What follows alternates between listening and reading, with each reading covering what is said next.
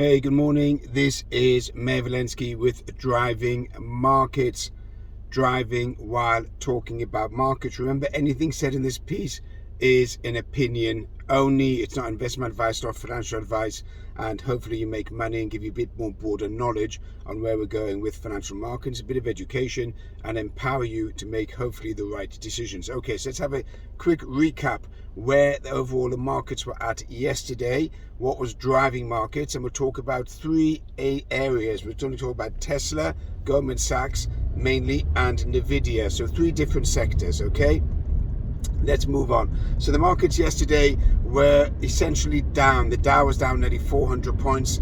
The Nasdaq was slightly positive after being significantly up. Then the S&P was down. The 10-year Treasury was up to 353, and Bitcoin is hanging around the 21,000. As one of the viewers says, the markets are being pumped up, and this could go on for a little while. So let's just dig a bit deeper. So the markets have been looking to go up. They've been looking for any excuse to go up, especially in January, because January is the barometer. It's the test of what's going to be, or indicate, set the scene of what's going to be for the rest of the year. So traders, investment bankers, analysts, they're all pushing to push the market up. And what gave it this big thump upwards was the expected and unexpected drop in inflation numbers across the board, whether it's just tied up my shirt, whether it's wage inflation, whether it's CPI, consumer price index, or whether it's the non-farm payrolls. The economic numbers is what set the scene for the markets to move up, and they really do want to move up. So the questions are being asked is, how long is this pump gonna continue? How long the market's gonna be pumped up, etc.? Well, no one knows that. I don't know that. Okay, again, I'm going by my feel, my opinion, and some analytics. So to give you some broad background, the market could be pumped up for the next 6 weeks. It is quite possible, unless there's some shocking earnings come out or shocking economic numbers. But if everything stays in line with expectations, then you're going to see rising markets, not falling markets, up until about mid-February. Again, in my opinion, anything could change there. So if I do get it wrong, obviously you're going to be sending messages saying, oh, you said this and you said that, etc., because there seems to be some sort of little banter going on, that if I get it right, I get it wrong. I don't get it right all the time. No one gets it right all the time.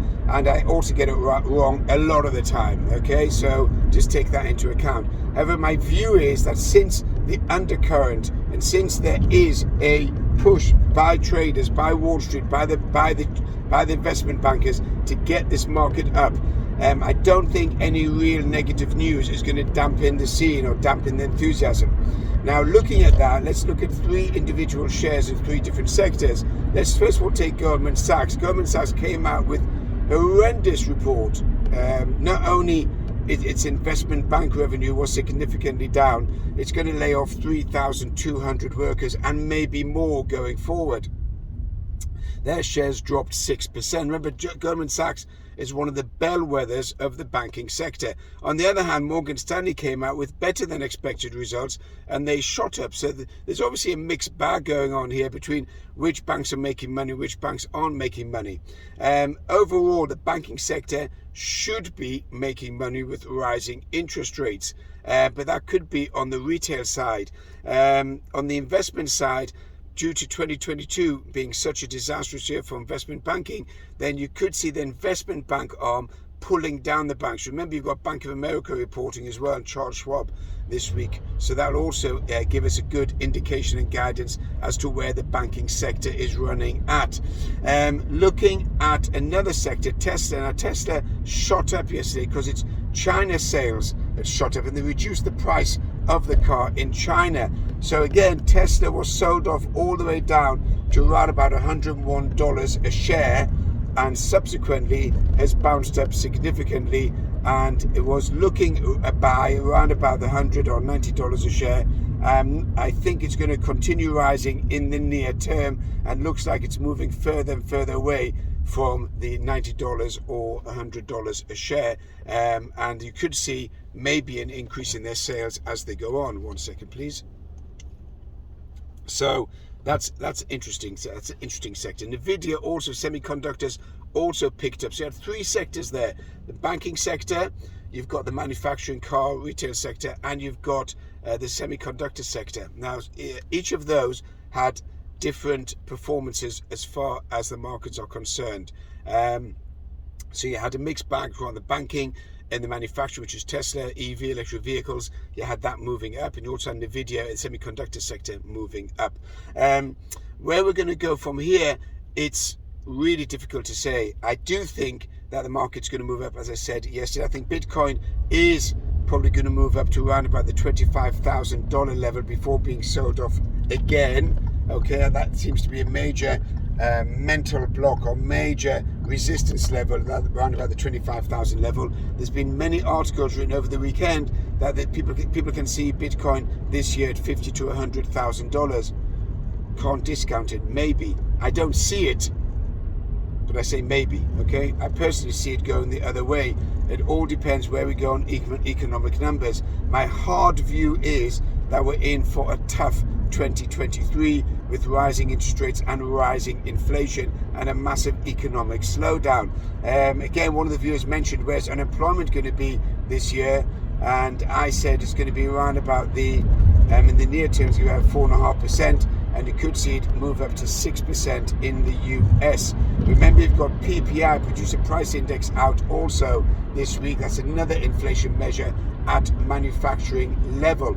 Gold's an interesting one, dropped for the first time in more than 10 days. It went above 1900, traded above 1900, has come off a little bit, but I think it's a bit of a respite before it moves on to the next level. So those of you who are gold traders, then there probably will be a bit of a pullback on gold before it starts surging forwards. I'm a big fan of gold, and I can see it, I can really see it at $2,100, $2,200 an ounce in the first 3 months of this year. So that's my target on gold. As we've gone foreign exchange, the dollar was a little bit stronger yesterday. The majors came off slightly because as equity markets came down, then the dollar strengthened a little bit.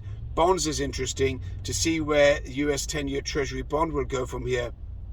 That's something to keep an eye on. I do think it's going to go back up to 4.5% yield. The inversion between the 10-year and the 2-year is very, very wide, and that is a constant indicator of a recession. Of course, the size of the inversion is so significant that we're talking about a significant recession. Remember, the bond market is the true market. It's the real measure of financial markets. You want to know where you're going financial markets? Watch bond markets, bond yields, bond prices. All of that are lead indicators. They are major measures of where equity markets will go. All right. So those who don't understand bond markets need to get a bit of knowledge. I can maybe do a live stream or do an education based on bonds. Okay. Due to viewer demand, I'll be doing a live stream on Saturday at round about let's say 6 o'clock UK time. Hopefully that will catch anyone in the States as well, or anyone who wants to join. So live stream on Saturday at 6 o'clock UK. Actually, no, it won't be 6 o'clock. Let's refresh that. It'll be at 4:30 UK time. Okay, 4:30 UK time, which will be about 11:30 in New York time, those who are based on the East Coast, and 8:30 on the West Coast. And in Europe, that will be 3:30. Okay, so 4:30 UK time, I will be doing a live stream on Saturday. Those who want to join can join. Be more than happy to share with you any thoughts, and we can have a live interaction, and we'll talk about all different types of subjects. Then you can text me also which subjects you want to talk about. Okay, this is Mayor Valensky with Driving Markets. You can catch me also on Instagram and on TikTok. Obviously they're much shorter viewings there, 90 seconds or minute, 2 minutes, etc. But you could follow me there, subscribe. All right, subscribe to the channel, share with friends. Have a good day.